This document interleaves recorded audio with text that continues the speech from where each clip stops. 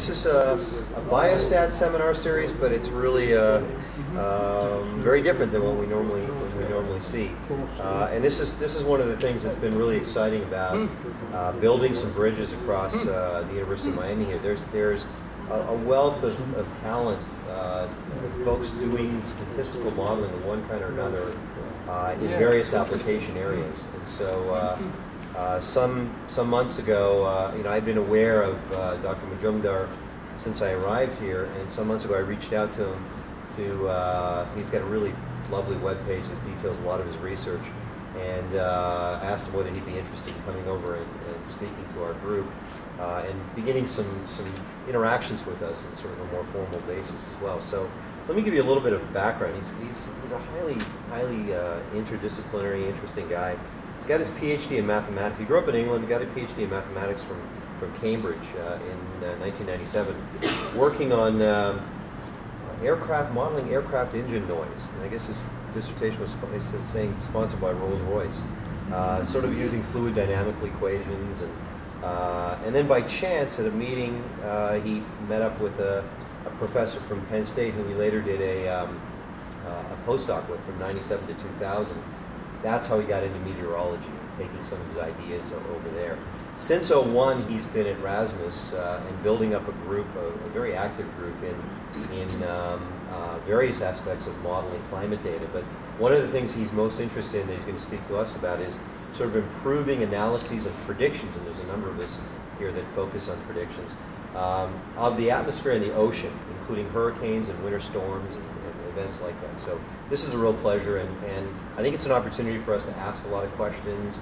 I think you'll see a fair amount of things that look familiar, maybe from a slightly different perspective. So welcome, Sharan. Thanks, Sunil, for inviting me here. It's a real pleasure to be here. The commute was pretty short. It only took about 10 minutes to come from Rasmus, which made me realize how close we really are. I thought parking would be a problem, but it was not a problem at all. So coming to Miami a decade ago, there are two reasons that I really wanted to come. Well, outside, avoid the dreary weather in England. One was to help build a meteorology program. And so a group of us got together, we hired a few faculty, and we have a great group who works in the climate applications. They use statistics a lot too. And several of us work on hurricanes and have many grad students and undergrads doing research with us. And the other real motivation to come here was also to really help establish Miami as Hurricane Central in many different ways. And we have the Hurricane Center, who I'll talk about a lot, and also other people around town who work in hurricanes. And so this talk will all be about hurricanes and various challenges that we have in trying to improve our forecasts. And we'll talk a little, particularly later on, about some of the statistical methods that we're exploring to identify whether we can make better hurricane forecasts for different aspects of the hurricanes. So here's my website, which is down right now, but it's normally up.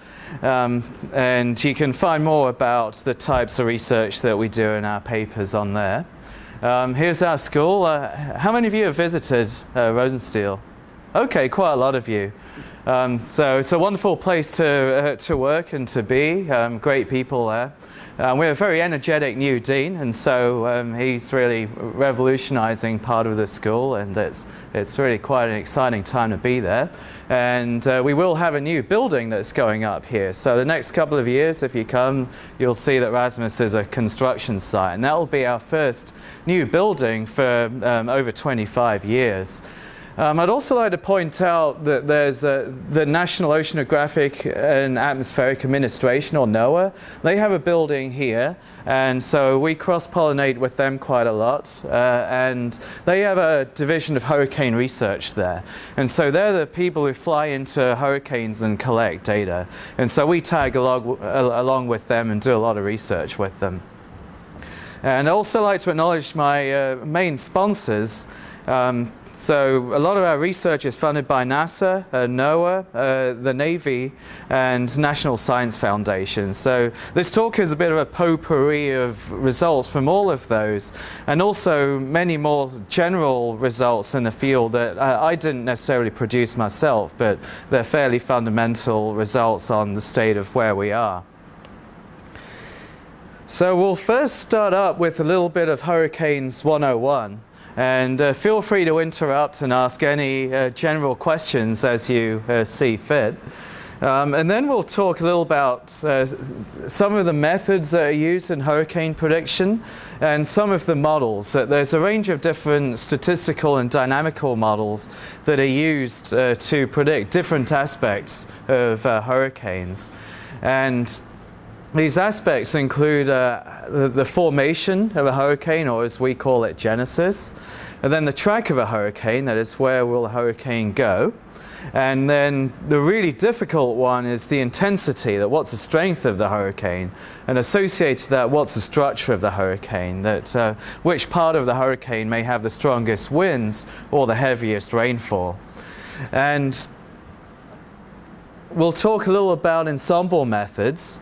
Although I don't have a lot that's in very technical detail about this, but I'm more than glad to talk to you offline about how we create ensemble forecasts. That I'll concentrate more on the applications here.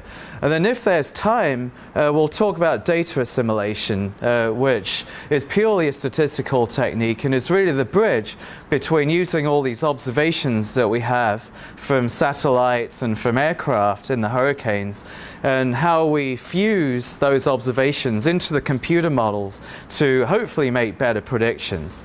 So data assimilation is really what fuses those two together.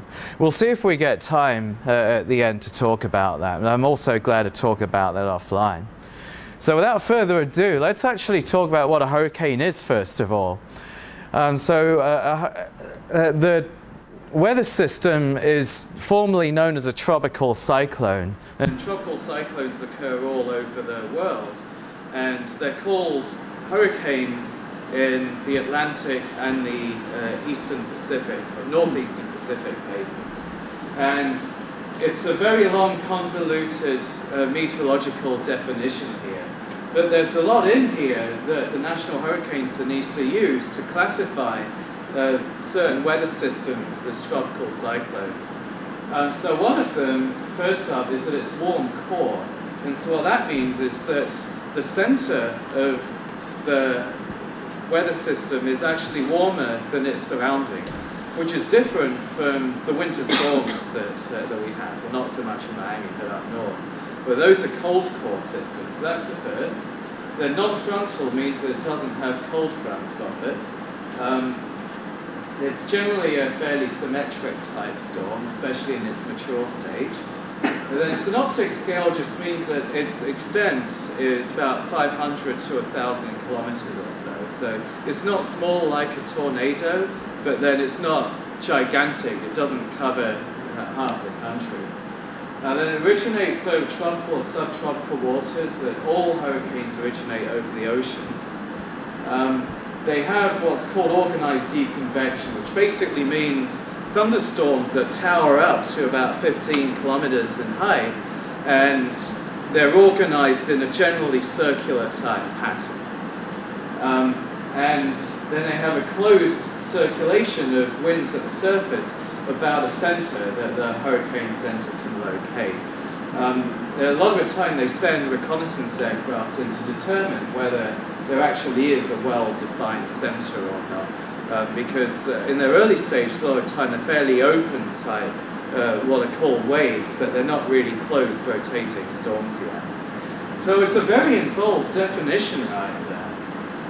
Now, in terms of the strengths of the tropical cyclones, the tropical depression satisfies all of these and has winds of less than 38 miles per hour. And so we sometimes have tropical depressions come near us or over us, and they're not a terribly big deal for us. There are tropical storms well, we haven't had one for a while. Last year we had Bonnie, but that was barely even a tropical storm.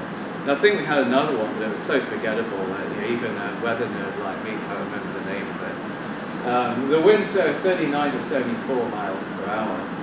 And then a hurricane is, or a tropical cyclone is called a hurricane when its winds at the surface are bigger than 74 miles per hour. And so by the definition of winds here, we mean winds that are averaged over 1 minute, and so there's some sort of sustained wind. So it's not just where a peak gust is, but it's some sustained wind somewhere in the storm. And so what does the hurricane look like when we open it up?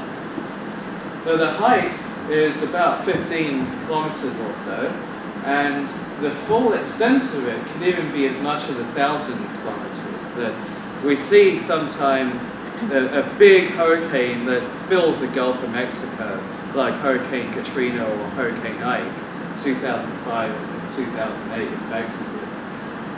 Now, hurricane it's a great weather system to study, well, partly because it's very destructive and very difficult to predict, but also because the mechanics of the hurricane, we can get some hold on that mechanics. It's not completely impossible.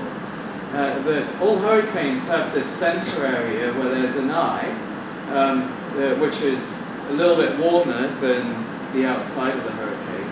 And this is where the most violent winds are. That's called the eye wall. And so what's known as the primary circulation in a hurricane is this counterclockwise rotating flow that's really violent in the core of the hurricane right here. And so if we're hit by the eye wall, then that's where we're in real trouble. Now that can be about 50 kilometers or so in extent, but that's not huge by itself. We also have the all-terrain bands in a hurricane here. And this is not really to scale, that these actually can extend out hundreds of kilometers from the center of the storm.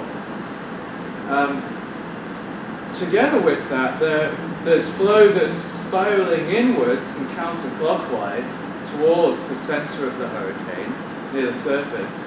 And at the top of the hurricane, about 15 kilometers or so in altitude, the winds are spiraling outwards. And we also have, as part of what we call a secondary circulation, we have what are called updrafts in the eye wall, and then we also have some sinking air in the eye, which can clear out the clouds, and also there's areas of sinking air outside. So it's a complex system, but we still know the general aspects of the hurricane, but there are many specific aspects that we still have real problems in understanding. Now, at the tropical depression stage, it's not quite as well organized. So this is our classical picture of a hurricane right here. And if one's brave, one can fly into the storms. And this is what my colleagues across the road at NOAA, Hurricane Research Division, do. And so this is the picture from within the eye. And the aircraft typically flies about 12,000 feet altitude. The winds are violent, well, in the eye wall is where this aircraft's approaching, but they're not as violent as at the surface. So these Hurricane Hunter aircraft actually have a safer record than a commercial aircraft, just regular commercial aircraft during normal flights. There can be low-level cloud tops inside the eye, although sometimes we see that the eye gets completely cleared out, and you can actually see the ocean waves even from satellite. And the cloud tops of the eye wall about 50,000 feet. So essentially, some people call it the stadium effect. I've flown in a couple of hurricanes, and it's like you're in a big football stadium where your seats are sloping outwards. And so we see that with the eye wall slope, that it actually slopes outwards. So that picture here is a little bit misleading, that this is not to scale. This is about 15 kilometers up here. This is about, could be even 1,000 kilometers out here. More importantly, this is about 50 kilometers or so typically. But they all come in different shapes and sizes. And that is one of the things that's very difficult to predict. Yes, sir? Is there we have the top circulation going clockwise and a lot of the surface circulation. Are those sort of disks of air moving like that? Are they, sorry, I missed it. Discs of air top. Discs. That's the way you're depicting it. Yeah. The wind does change as you go up, so it's not like a rotating solid body, that it's still a rotating fluid, and it rotates faster near the surface, and it rotates more slowly, and about here there's not much rotation at all. And then at the top, one does see the flow spiraling out in the opposite direction. That does look a little bit like a rotating disk. That we see that on the satellite, that one sees all the flows are spiraling around in the opposite direction.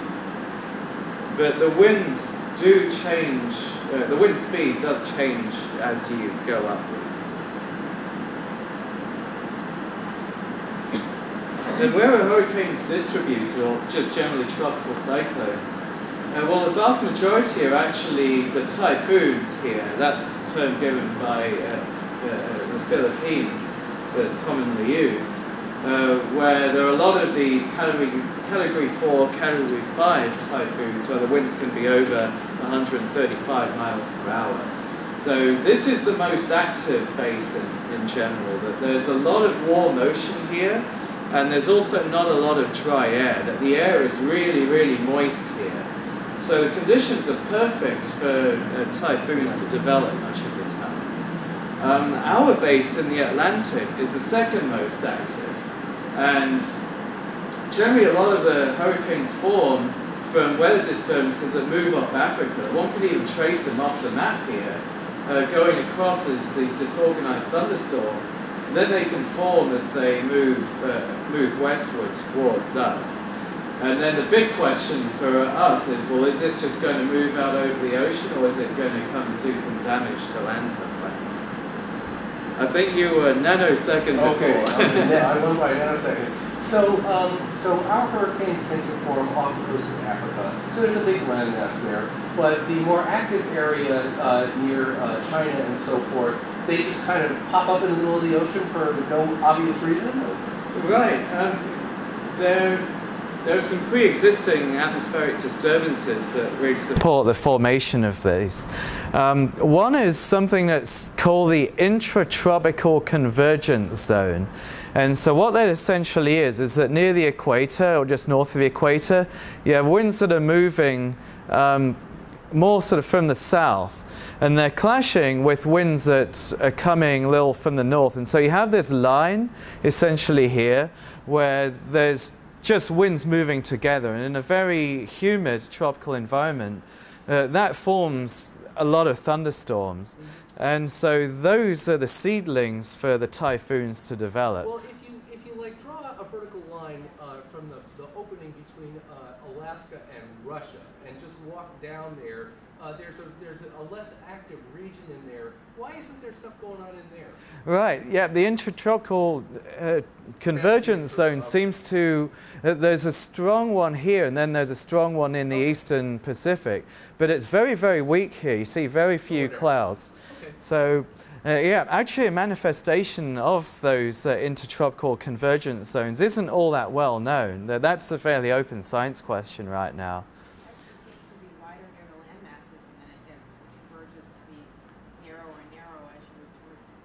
Right. Right, and so for example, that's certainly the case for the eastern Pacific. And the reason for that is that there are disturbances that come off here that you may have even propagated through Central America. And those give a little bit of rotation. And so there's already some incipient counterclockwise rotation there that can that also acts just to help the development of the cyclones. Now here, the landmass isn't so much of an influence in their formation, they're more of a hindrance. That here it's just they happen to approach land. Similarly for most of our cases here, that they form over the ocean, and actually land is inhibiting their further development. So it cuts both ways in terms of land, that land sometimes can be a help in terms of giving some circulation here and probably influencing the intertropical convergence zone here, but land can also be a hindrance here. I'll take your question next. Sorry, because you were in line. Why don't hurricanes like the equatorial band? Yeah, that's a good observation that hurricanes don't form here. Now, they essentially need a certain amount of rotation for the storm to develop. So that's what's known as a Coriolis force. And so it's an effect of the rotation of the Earth. Now, at the equator, if you place any parcel or blob of air at the equator, it's not going to rotate at all. It's just going to travel along in whatever direction it's going. There's actually no effect of the rotation.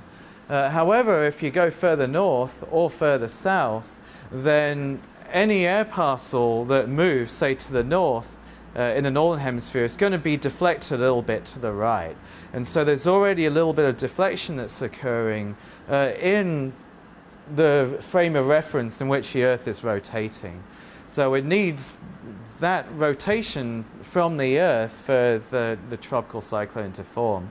We can play the game that if the Earth wasn't rotating at all, then winds would just be essentially going just west to east, be going round and round, but they wouldn't be deflecting anywhere, and so there'd be no rotating storms.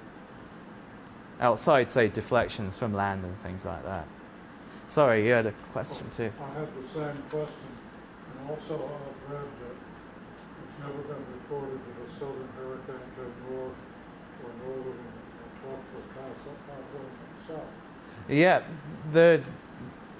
there's only been, I believe, in recorded history, one case where a cyclone crossed the equator. I think it was somewhere about here, somewhere near Indonesia. It's happened once, but it's a very unusual case because, first up, the general motion of the tropical cyclones is that they're moving away from the equator, and that's partly through Coriolis force. Another reason is that, well, if they are moving towards the equator, then they essentially lose their what's called angular momentum. That it tends to dissipate and rotate very, very slowly, and so it starts to lose its tropical characteristics.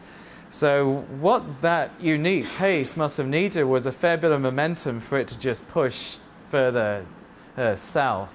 But that was a very unusual type case, and then it span down. So that's a general distribution of them there. And then in terms of our Atlantic basin, here's the dates right here, just on average. Actually, this is a count over the last 100 years, of hurricanes and tropical storms. And so we see that the climatological peak of that is September the 10th, and then hurricanes only. And we actually see that there's also a little secondary peak right here, and that's when more storms tend to develop in the Caribbean and the Gulf of Mexico. But typically it's a fairly symmetric type distribution, and there are very few tropical cyclones that form before June the 1st, and so that's classified as the start of the official start of a hurricane season, and then it ran through until just last week. And on the first day of hurricane season, my friend Bill Reed here, he's the head of the Hurricane Center. He looks like he's taking a nap, but he's a pretty animated guy. That he briefs the president, and this is the head of FEMA, there's Hillary Clinton, that's Gene Lubchenco, the head of NOAA, and various other people I don't know of. And so he gives these briefings at the start of the season, and then, as we'll see, he also briefs them whenever there's a hurricane that's potentially approaching the United States. And well, in 2011 we didn't really have too many. We had the famous one, Irene, which we'll talk about. Then we had a few tropical storms here, which we'll recap very, very briefly. So it was actually a very active season. That we got down to letter S, which is about 4 more letters on average more active than the normal number of named storms. We normally get up to about storm N. But most of them didn't affect land at all. I wonder how many of you remember any of these storms. I only remember them a little. The only ones that were remotely interesting were Don, because Don was heading towards Texas here, and Texas was in a pretty severe drought. However, it was quite amazing, and many of us had never seen this before, that the storm almost just evaporated, it just went poof as it hit Texas. That even though they're very moist storms here, the atmosphere is just so dry and hostile that that's one thing that really dissipates a hurricane is dry air. But it's a very open science question and also a very open prediction question about how dry air really influences the hurricane structure and the intensity. So that's one just to keep in the back of our minds as one of the big challenges we had. So Don was pretty interesting that way. Then with Emily, that the National Hurricane Center actually predicted back at this time that Emily could approach Miami as a hurricane, but it actually got shredded over Hispaniola and went to the east of us only as a tropical depression. So Emily could have been interesting for us, but ended up not being so much. And the others we don't really remember. None of them reached hurricane status. But then after Harvey, we all know what happened. We had Hurricane Irene. So this formed on the 20th of August, and predicting formation is really quite difficult. And so I remember that the 20th was a Saturday, and everyone was saying, well, this would probably form into a tropical storm on Sunday. And Bill Reed sent me an email and said, let's go out for a drink because it's the last time we can do this. I'm probably going to be pretty busy the next week. And so that was on the 20th. So I thought, yeah, sure, nothing to worry about today. And so I get in, and then he's there just checking his phone, and he says, well, we just declared this tropical storm Irene. I was saying, are you kidding me? And so it was really, even just with 12 hours of lead time, one couldn't predict that this tropical storm would develop. But Bill had to work with the junior forecasters, that they were really on the fence about whether the storm had really met those criteria for a tropical cyclone. They decided on the 20th it did, around this time. And so they called it Tropical Storm Irene. Then it traveled up through the Caribbean here. It actually became a little bit infamous just as it was passing over the Virgin Islands, because the head of Virgin, that's a company, Richard Branson, that he was holding a party on one local island, which I think that he owns, and the house caught fire. And that was just at the time that Irene was transitioning from a tropical storm to a hurricane. And no one there knew about this at all. And so it just shows some of the problems, even with tropical storms and with getting the message out to the public. And so I think that was probably the day after it developed. It was probably the 21st when that occurred. And that was a bit of a surprise to us. Then it developed into a hurricane as it passed over Puerto Rico, became a Cat 2, then became a Cat 3 just as it was moving towards us. And this time, we actually did have a fair bit of confidence that Irene was not going to hit us, though we were a little bit nervous. We didn't think we were completely out of the woods. Then Irene weakened to a Category 2 and a Category 1 as it reached North Carolina. It had been predicted to be a Category 3 at one point. So intensity prediction is a real problem. The track was predicted very well with Irene, but the intensity of when Irene hit North Carolina and went further up towards Delaware and New York and very heavily populated eastern seaboard, that wasn't predicted at all well. At least it was predicted on the side of caution. So it's better for the public to be underwhelmed by the forecast rather than be surprised that the storm was stronger than what had been forecast. And so Bill was this was actually, he was just based at the Hurricane Center. They have a room just for FEMA briefings. And so he was briefing the FEMA officials right here as Irene was approaching North America. So he was talking about the likely scenarios and areas that might require evacuation, when they might need evacuation, and when and where they should deploy their resources. So FEMA, of course, well, after the Katrina debacle, that they have a much stronger policy now in terms of hurricane evacuation and management.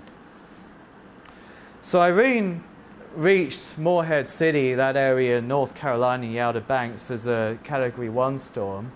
And maximum winds, it was only barely a Category 1, 75 miles per hour. And there was a little storm surge, but not as much as anticipated. There was widespread flooding, even as far north as New Hampshire and Vermont. I mean, those people have probably never seen a hurricane in their lives. There are 56 fatalities, which shows that even though the forecast was pretty good, that people were still not preparing adequately. And there was enormous economic costs in the Caribbean, and this is the latest estimate of the US damage. So a lot of damage to structures as well. But it could have been worse, that we're lucky that it weakened, and the reasoning for Irene's weakening is still not very well known. Moving on the season, I don't even remember this storm, but then we had a big one, Katia, which worried us only because it was 6 years after Katrina, and it was a name that replaced Katrina after Katrina, the name was retired. But this one thankfully just stayed out over the ocean, was a great storm to look at on satellite and didn't harm humans. Maria was actually a very interesting case because it was very poorly predicted in terms of the intensity. So there'll be a big research question right there. Then we had some big ones in September.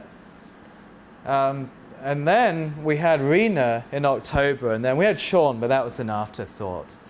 Now, Rena brings up a few questions right here. So at this time, it was in the Yucatan Channel, and it was slowly drifting towards the northwest.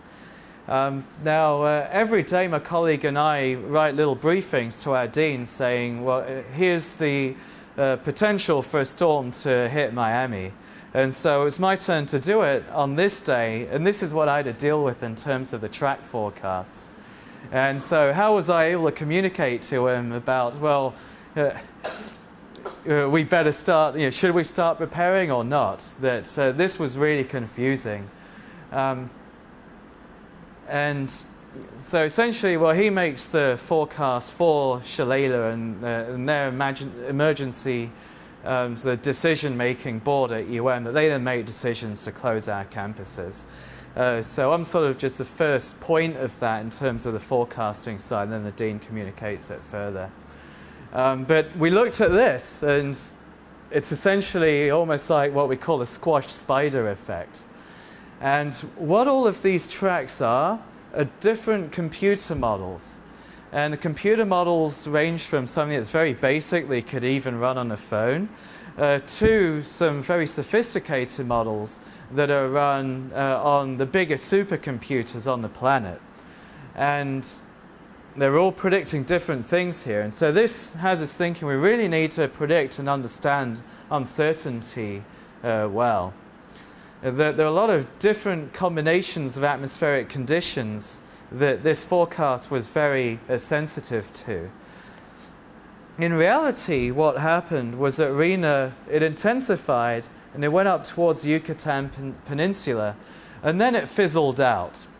And the reason it fizzled out was that there was a lot of dry air that was pushing in, and also something called shear, where there are very strong winds at the high level, lower strength winds at a low level. And so the shear acted to destabilize a lot of the organization of Hurricane Rena. So it's a combination of the shear and the dry air that essentially got Rena to fizzle out even before it had reached Cuba. So these models were terrible.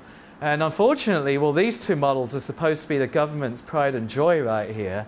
And they were pretty abysmal for this storm and also this year, which shows that we have a long way to go.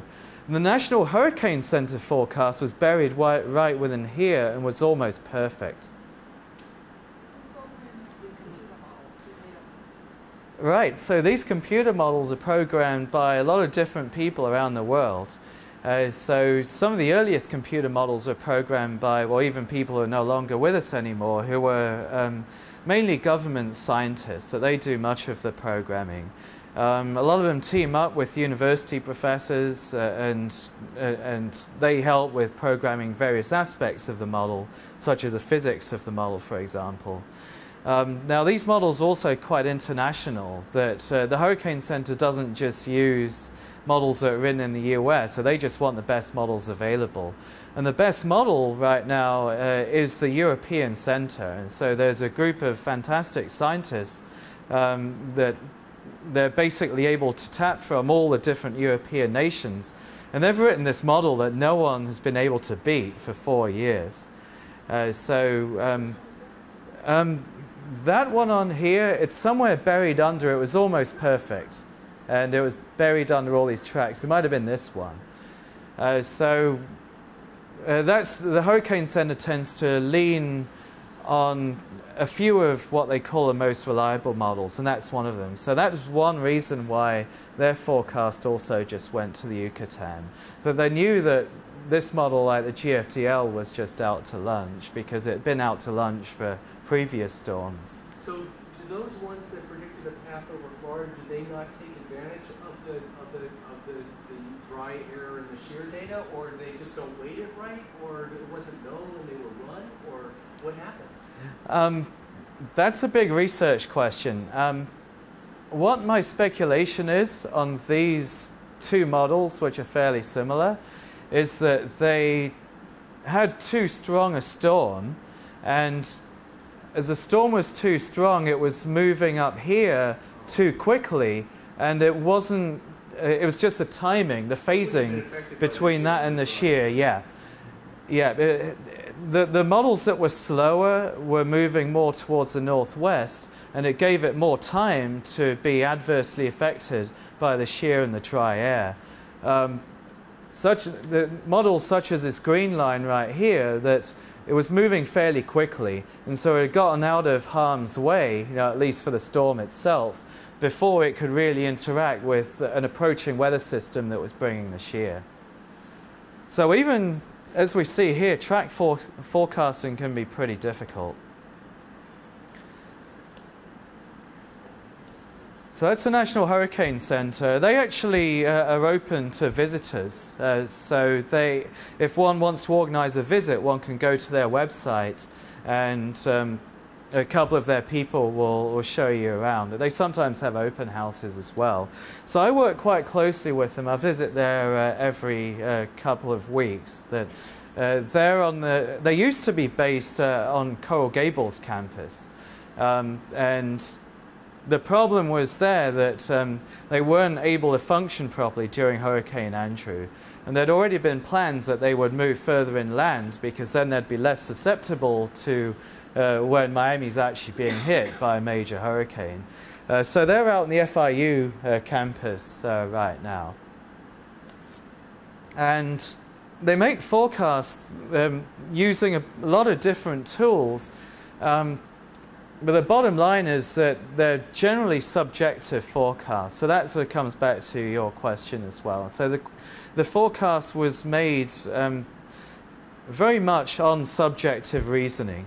And they have access to a lot of statistical methods. We'll talk about those a little. And then the sophisticated computer models. And I work with the Hurricane Center on trying to understand ensemble forecasts a little better and look for new ways to interpret them. That ensemble forecasts is still a little bit of a mystery in hurricane prediction about how we best exploit the information from them. And actually, we'd look to you for some inspiration on ways to design or interpret ensemble forecasts that may not necessarily need meteorology, but just a way to interpret them statistically.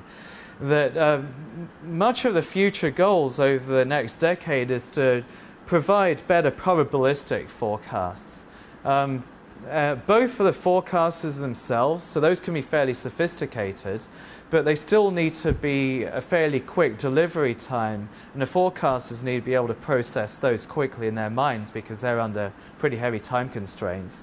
And then also forecasts that are easily communicable to the general public. That the public really struggles with understanding probabilities, and Bill Reed says that that's his toughest challenge as director, is to talk to emergency managers and to talk to the public and say, well, there's a 30% chance that we'll get hurricane force winds in New Orleans.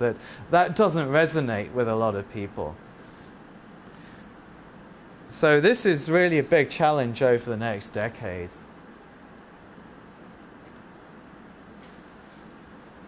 See, did I skip one? No.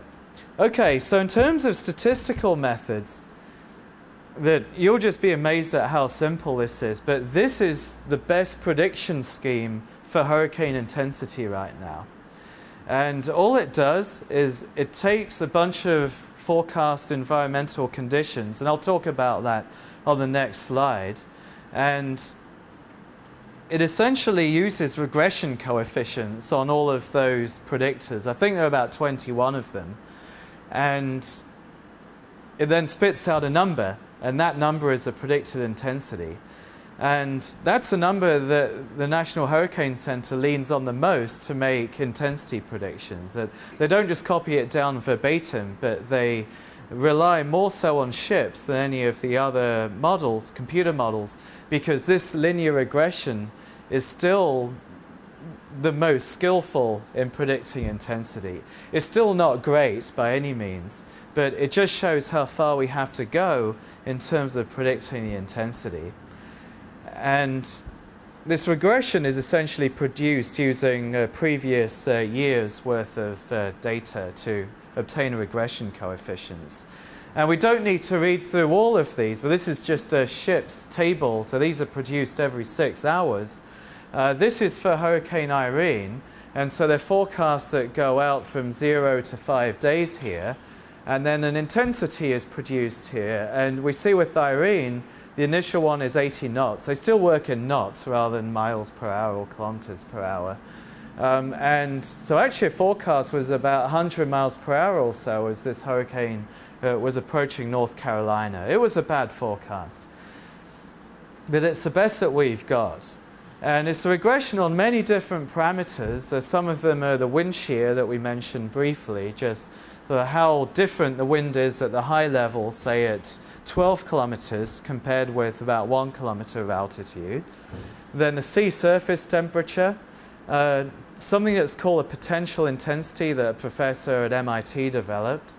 Then others like upper level temperature, moisture, relative humidity, a different way of looking at it, the general amount of spin in the broad scale environment around the cyclone. So there's a lot of these different parameters. Yeah? How are these measured? I mean, you know, is somebody dropping things, are planes dropping things into the ocean? They are, absolutely. If they're in the ocean, how are they measuring the wind speeds? Right. Far away between where the plane is and where right. it's dropped, right? It's all based on some type of estimation. Yeah, exactly. Yeah, good question.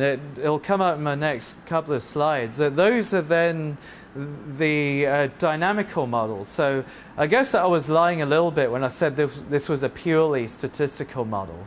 That it's a statistical model, but it's based on estimates of wind, temperature, pressure, humidity that are produced by one of what are called dynamical models that use the full fluid dynamical equations of motion. And so the estimates of these parameters are all derived from those. Now, how the dynamical model uses those data from the weather balloons and satellites is through this process of data assimilation. And so that's where one's combining the data with with an estimate of the full flow field to hopefully get a better estimate of the flow field. Yeah. A couple of questions. Is it the jet stream that is the shear, and that's why the top goes clockwise and the bottom? Right, it's not quite the jet stream. The jet stream's actually further up north, so that's normally in the middle latitudes. But what produces the counterclockwise flow, the clockwise flow up north, is essentially through what's called conservation of mass. And so, yeah, these are just the laws of motion, of fluid dynamical motion. So what occurs is that you have winds, or you have air that's moving upwards in the center of a hurricane. And essentially the top of the lowest part of the atmosphere, about 15 kilometers, that sort of acts like a lid that the air can't actually break through it because the temperature actually starts increasing as you go upwards through that. So that's what's called an inversion. So the air moves up and then it has to spread out. And it's through what's called a conservation of mass and also the Coriolis force and the conservation of momentum that then means that the air has to spread out.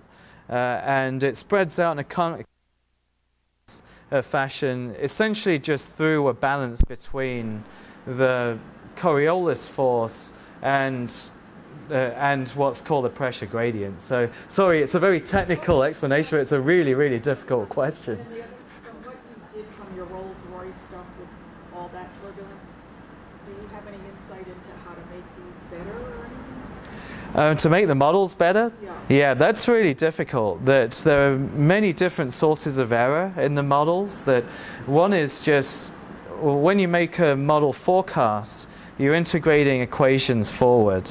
And the starting conditions of those is really important. So those are called model initial conditions. So a lot of my research is on how best you improve those initial conditions. One of the techniques is we mentioned but haven't shown is data assimilation. That's a statistical technique.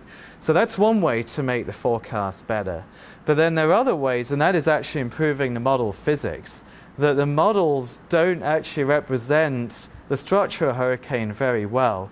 And it's because they're really quite poor a lot of the time at representing the actual physics of how the air parcels are rising and releasing latent heat and rising further. That they're really struggling to replicate those physical processes well. So those are two big areas where there's room for improvement, the model physics and the initial conditions. Unless I've missed it there, I don't see among the variables the direction of the hurricane itself. You have a shear direction up there. Right. The direction of motion, good point. Let's see, there's a storm speed here, and there's a latitude and a longitude. Yeah, latitude and longitude. But there isn't, yeah, one could derive the direction from that, the direction of motion of the storm. I think the storm speed goes in as one of the variables that's, that a regression is done over, and it's an important quantity. It would seem that the direction is little, the direction and the shear direction would have some relationship, but I don't see the direction. Right, yeah, the actual motion of the storm isn't explicitly in here, is it? That, yeah, the closest to that is just how fast the storm is moving. That they probably tried the direction of the storm. Predictions are made column by column. Right, sorry, yeah, I couldn't get this to work in my copy and paste, but yeah. I don't see the motion in. Yeah, the motion isn't in there. They probably tried it because they've tried almost everything, and it probably just had a very weak, very small regression coefficient, so they threw it out. What may be an important quantity one year may not be an important quantity another year as well. Sorry, I think you had a question too. Okay, so you talked about using linear regression with dynamic models. So I see one model, but you talked about ensembles, which are collections of many models. So what are the many different models then? Right, yeah, I'll go on to the next slides because they'll answer your question right there.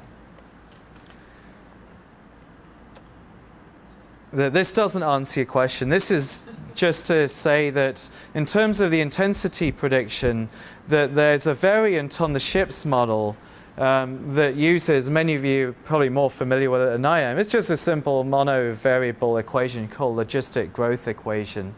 And what that has is a growth rate coefficient that essentially governs the evolution of intensity by taking the changes of those parameters with time. So it uses the ship's tables, but it actually has more of a variation of these parameters with time to then compute the evolution of the intensity. So it's a bit of a subtle difference here, that not all of these evolving parameters with time actually get used to compute this.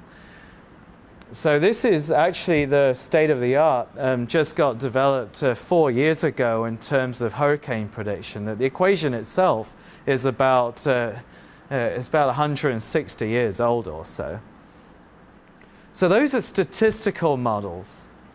Now, coming to several of your questions, including questions about how all those track forecasts are produced, the dynamical models. And so these are our equations of motion fluid dynamics.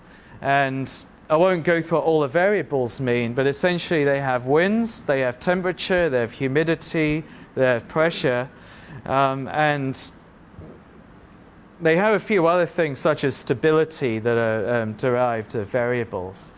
Now, so it's a multivariate problem, and also it's multivariate and you're solving over the entire globe. And so that's a lot of variables that essentially one's solving for about 10 million to 100 million variables at the same time. And so that's why one needs a sophisticated, really big supercomputers to solve these.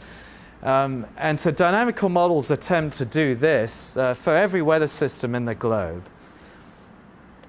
And so the global models, as the name suggests, that those work over the entire globe. That it's essentially a big shell over the entire globe over which these equations are being solved.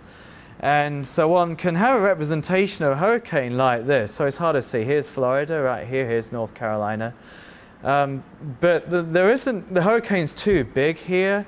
And well, this field doesn't really show it, but the structure also isn't really adequate. That there isn't a distinct eye in this hurricane. That the global model just has resolution that's too coarse. It's about 25 kilometers, so it's not really high def. That it's not resolving the key aspects of the hurricane that are important in understanding its intensity. But the global models are really good at resolving the steering currents. And so here's a major one right here. It's a high pressure system that's commonly known as the Bermuda High. And the global models are perfectly capable of resolving the currents that steer the hurricane. And so one can look at the global models for track. Now the regional models are what a lot of us work on for research, and they're coming online in operations. And so my colleague at Rasmus runs this at 1 kilometer resolution. My students do it as well. And so one can see this really fine-scale structure in the rain bands, for example.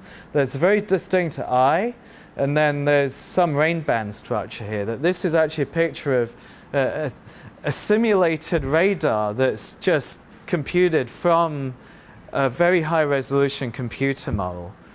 And so the regional model essentially has these nests, they're called, that follow a hurricane, but they're nested within a global model. That one can't run 1 kilometer resolution over the globe, at least in real time, because there just isn't the computational power to do that right now.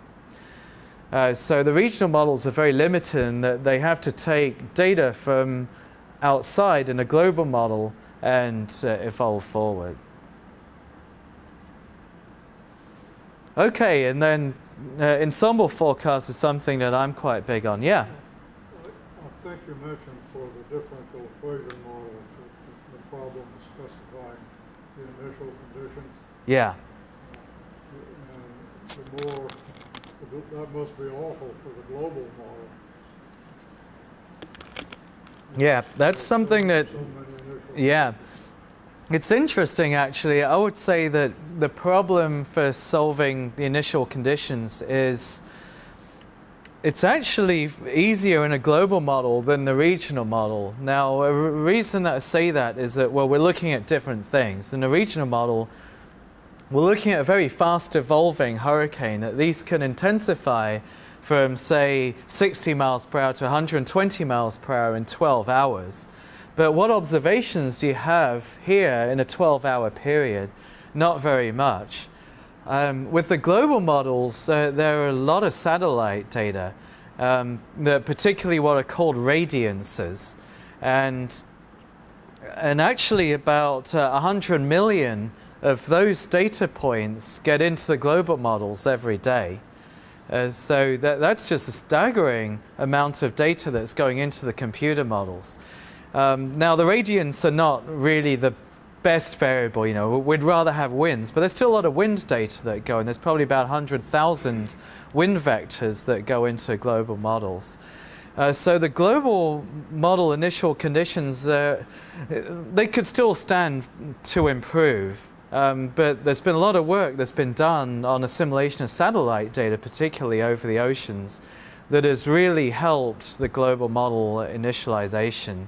However, it's still not so good, and so one thing that I work on both for winter storms and for hurricanes is directing aircraft out to areas, say, around the hurricane, such that one can better pin down the initial conditions in a global model around the hurricane with a much more detailed vertical structure in the hurricane, or around the hurricane.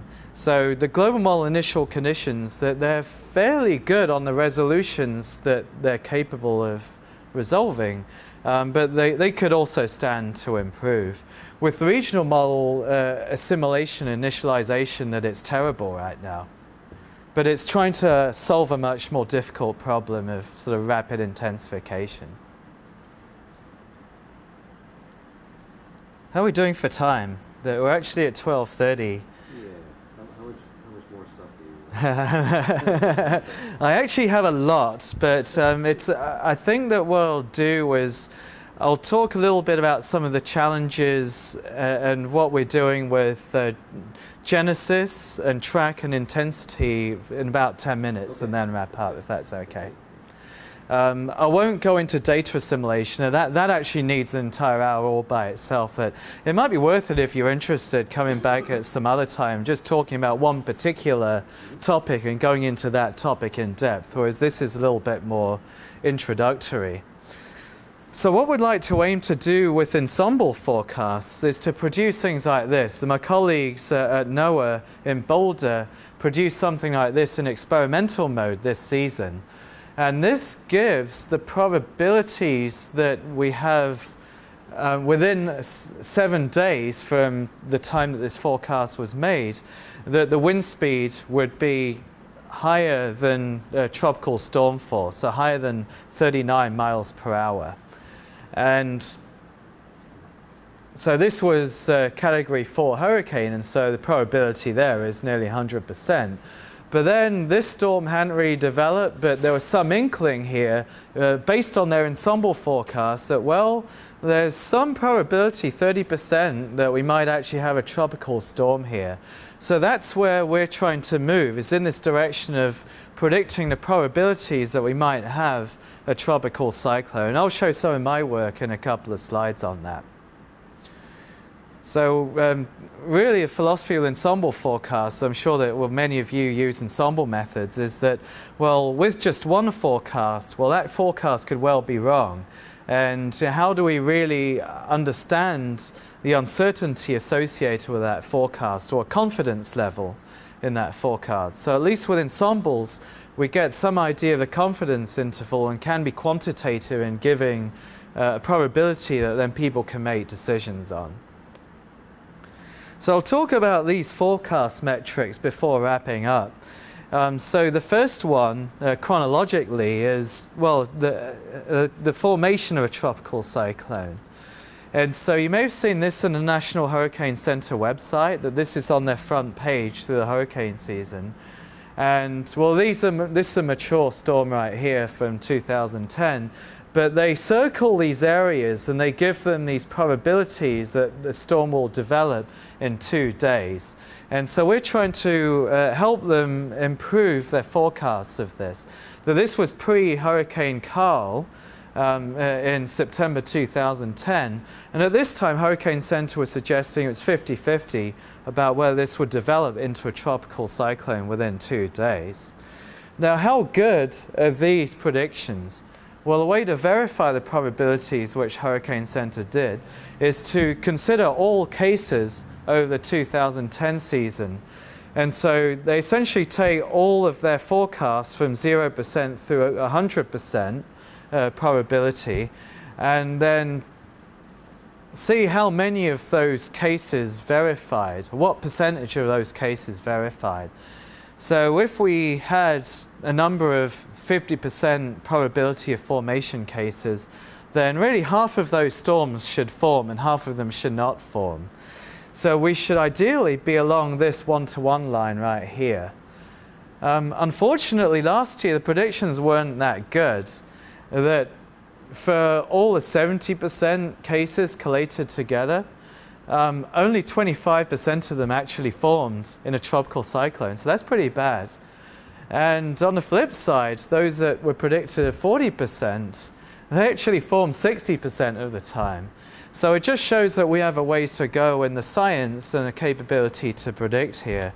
So this is back to Tropical Storm Carl, that we just have these blobs of clouds and they have very little structure before genesis. So this is just what my student produced, and he's doing this for his PhD, is just understanding the limits of how we can predict the storms. And so that's him right there. He wasn't actually piloting this aircraft, that he was just doing this for show. But he was flying this aircraft that we were based in St. Croix in the Virgin Islands last year as part of his big field experiment to better understand and predict the genesis of these systems. And so they were flying these flight tracks like this in these systems which had very little structure at the time. So we're just trying to unravel the secrets here as to what are the main processes by which we can understand how the tropical cyclone is developing. So formation is really difficult. In parallel with what my student was doing, I've been doing this last year in this, is that I produce these real-time products based on ensembles. And essentially, the National Hurricane Center is using these products, sorry, I should move this over a little bit, where I'm just taking a cluster of ensemble forecasts that are given to me. I don't run the ensemble myself. And then I look for criteria, meteorological criteria, that I think correspond to the prediction or the existence of a tropical cyclone. And so this is what's labeled as P17L here. This is pre-Irene. And so I draw a black dot whenever there's a likelihood of a tropical cyclone to form. And then there are others here as well that may or may not form into tropical cyclones. And I'm doing that based on a few criteria. This one should animate, but it isn't. So local spin here. And so I'm trying to plot 50 of these ensemble members all that exceed a certain critical value of the measure of spin in a tropical cyclone. And also here, remember I mentioned warm core back about an hour ago? And so this is just how locally warm the center of the storm is. So I'm putting those together and producing these dancing PDFs. And my next stage is really to try and make sense about how to evaluate these PDFs. So these are forecasts that go out to 10 days, and these are values of the spin here, the warm core, and then just the pressure here. And so I'm looking for the probability that critical values of the spin, the warm core, and the pressure are exceeded. And so I'm suggesting that we have a critical value here of 5, here of 60, and here of 1,010 millibars. And if all of those three criteria met, then I'll call it a tropical cyclone. And so what I like to do is see out to 5, even 10 days, whether there's some sort of measure of skill in these probabilistic predictions. The question for you is also just how do we verify these probabilistically? That all I was going to do is something fairly similar to what the Hurricane Center did, and just say, well, if it's 50% chance of development, it should occur 50% of the time. We do have a problem, though.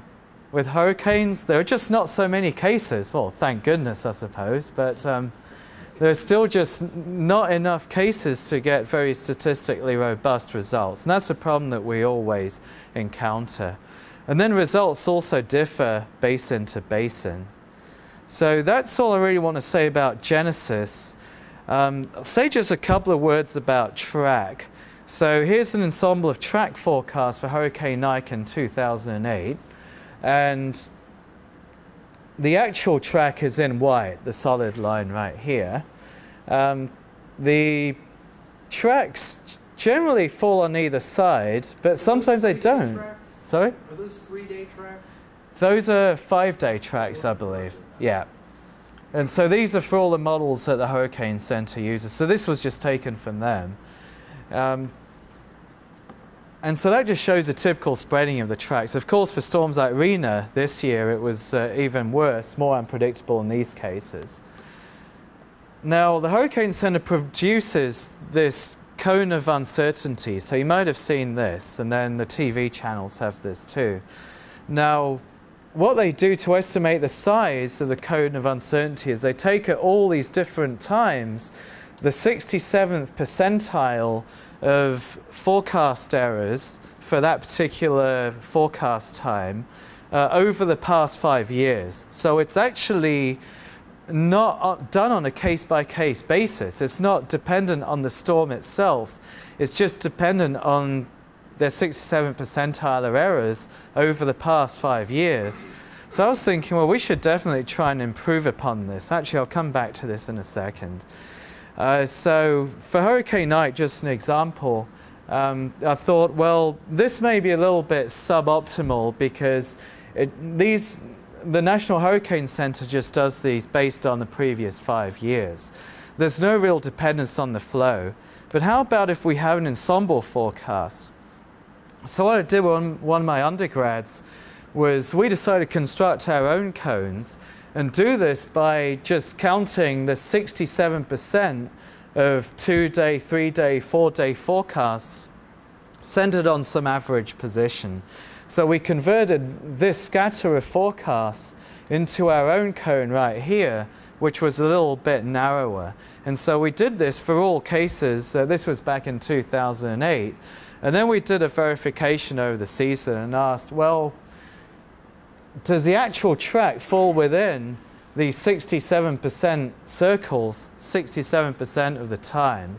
And we've got forecasts here from 12 hours to 5 days. And the red line shows the European ensemble. And wow, that's pretty good. And actually, if we did the evaluation for a year after 2008, this would be better because they've changed their ensemble method for early times. But this is really good. It's very close to 67% for a sample of about 100 cases. All the other ensembles we looked at actually degraded it. And so we found that inflating our sample size didn't necessarily work. That some of the other models, they all went in one direction and then a hurricane went here. And so that's a real problem with the errors in the model. But I do want to make a final comment on the track that I was a little pessimistic on some of those spreading of the track products. But I do want to wrap up the track piece by saying that our track forecasts are improving. So here are the National Hurricane Center errors from 1990 to 2010. And so for 1-day, 2-day, 3-day, 4-day, and 5-day track forecasts, all of these curves are going down, or the regression lines are going down. They're improving. And essentially, even over the past 15 years, the track forecast errors have been cut by half. So this is mainly due to improvement of those global dynamical models we were talking about. Now, I'll just mention intensity really quickly because it's a different story. So, whoops, sorry. For Irene here, this is just a hurricane center prediction for Irene. M means major hurricane. That means category 3 or higher. So that's winds that are higher than 105 miles per hour. Remember, Irene hit as a category 1. So this was 2 categories off. So that's a pretty bad forecast. I'm not even just picking this out just as an exception either. That everyone admits intensity prediction is really difficult. And so if we now look at the intensity error trends, in the same way that we were looking at the track error trends, it's pretty much flat between 1990 and 2010. We didn't have any sophisticated models in 1990 at all. They were very coarse. So essentially, much of intensity prediction is just sort of subjective, and it's based on ships, that statistical regression. And that's about it. If we're to look at the dynamical models of intensity prediction, so this is one that's called H-WRF that was supposed to be Noah's pride and joy, but it's been an absolute disaster. That here's a hurricane in 2007, Hurricane Felix. This is its intensity, and this is the date, and here are all the forecasts initialized at different dates. Felix intensified really, really rapidly. So that's the black line that's going up really fast here. Look at the forecast. They're all going flat. They're all even killing the hurricane right here. Even as it's intensifying really fast, it's really struggling. And so that's just where we are with predicting intensity change, that it's just not doing it. And so one might ask, well, okay, maybe it's just struggling with the really intense cases. Well, let's consider a weakening storm here. This was Erica, which got sheared apart in 2009. All the model forecasts are saying, hey, let's take it to a hurricane, which is the red line. So we have some real problems right here. So I'll wrap up here and just say, well, here are the challenges that in Genesis, we need to improve the short-range forecasts. So those are those colored circles on a Hurricane Center website. And then Hurricane Center is under pressure also to make forecasts out to 5 days. And so we're looking to help them with that. With track forecasts, that's been the biggest success story, that the global models have improved and track forecasts have improved. We're looking at track forecast probabilities now. We've shown some skill in those. The Hurricane Center is now being asked to extend those out to 7 days, so that's going to be a challenge. And then on intensity, well, we just rely on those statistical regressions, and even those are not that great. So we're really just trying to improve our dynamical models, that there's a long way to go with those. If coming back to your question, a better resolution, the model physics, and then the initial conditions. That'll be a subject to another discussion. So let's wrap up with that, and I thank you for your attention.